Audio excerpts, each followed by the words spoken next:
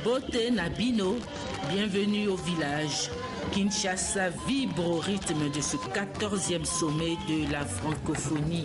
Le village de la francophonie, construit dans l'enceinte du stade des Martyrs, le plus grand stade de la capitale Kinshasa, offre à la vue des nombreux visiteurs des stands de tous les pays de cette grande famille qu'est la francophonie.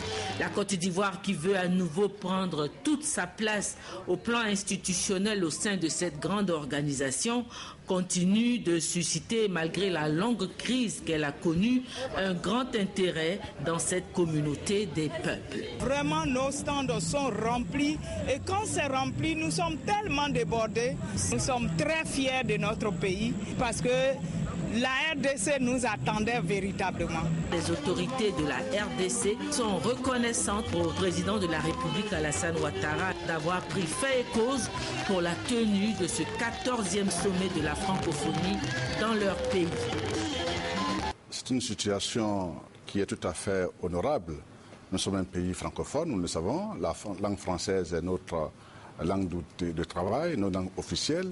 Mais la coopération francophone avec l'institution qui gère la francophonie, l'OIF, se porte bien dans le sens que nous avons des programmes culturels. Vous savez, un des plus grands programmes que nous avons avec l'OIF, c'est le MASSA et le marché africain des arts du spectacle qui va revenir puisque nous travaillons au retour du MASSA d'ici fin dernier trimestre 2013.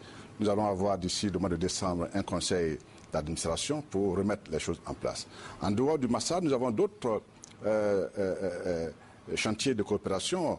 Par exemple, au niveau de l'Agence universitaire de la francophonie, il travaille avec nos institutions supérieures d'enseignement à la mise en place du système LMD.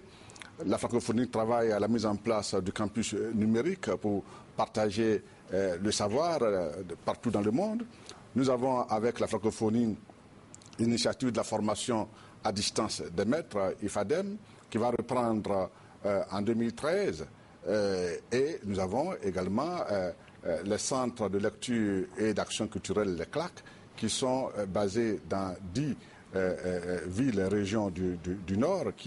Ces CLAC ont été fortement perturbés par la crise. Et il y a aujourd'hui, même en Côte d'Ivoire, aujourd'hui où je parle, une présence de cadres, d'experts de la francophonie pour évaluer la situation des CLAC et envisager leur reprise. Donc, la situation, la coopération avec la francophonie se pose très bien. D'accord. Alors, quelle est l'importance de la participation d'un pays à ce sommet? C'est un pays, c'est une rencontre qui regroupe 75 pays.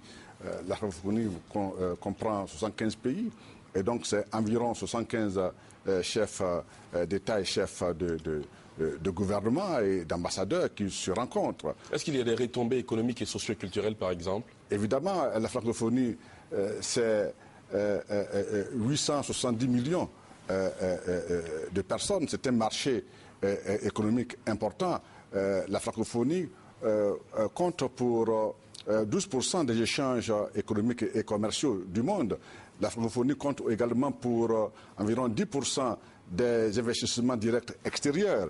Donc c'est un marché important que nos investisseurs doivent voir de très près. La preuve, le sommet de la francophonie cette année à Kinshasa a été précédé d'un forum des hommes d'affaires et des entreprises.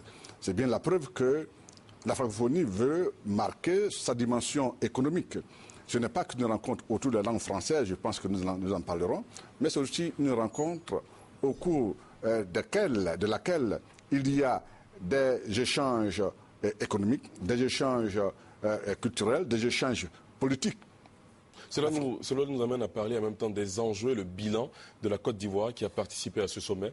Oui, pour nous, c'est une rencontre essentielle puisque cela fait plus de 10 ans que la Côte d'Ivoire n'a pas participé au plus haut niveau. À savoir qu'après le président André Konan Bédié en 1998, la Côte d'Ivoire participait pour la première fois à ce sommet avec son chef de l'État. Le chef de l'État il est parti avec une forte délégation de ministres et d'hommes d'affaires du CPC et du Bénin. C'est vous dire que nous avons eu des échanges importants. Vous avez vu tout à l'heure le village de la francophonie où nous avions des stands qui ont été pris d'assaut. Nous avions des objets culturels, des biens culturels, des livres, des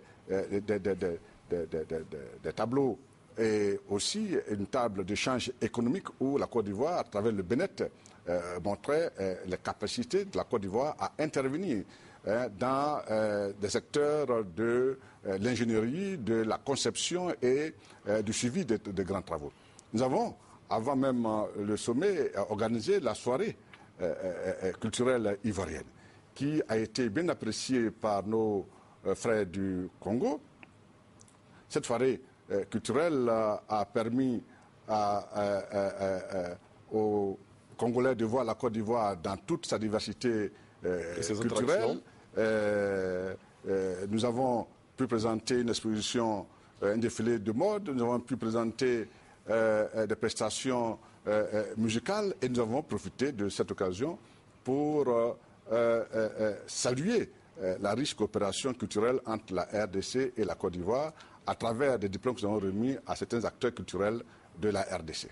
Merci, Monsieur le ministre. Pour terminer, la francophonie doit-elle, selon vous, rester une organisation de pays qui défendent la langue française alors qu'on assiste à l'avancée de la langue anglaise? Non, la francophonie, aujourd'hui, on dit, ce sont les pays qui ont la langue française en partage, mais pas la langue française en tant que locuteur de la langue française. Nous avons dans la francophonie des pays non francophones qui ne parlent pas la langue française, par exemple le Mexique, le Qatar, notre voisin, le Ghana est membre de la francophonie, l'Estonie et d'autres pays qui sont membres de la francophonie. Donc, la francophonie, ce n'est pas que la langue française. Elle est aujourd'hui en train de fonctionner comme le Commonwealth. Avec la gouvernance du président Abdou Diouf, la francophonie a changé d'intérêt et c'est donc une plateforme à la fois économique, culturelle et politique.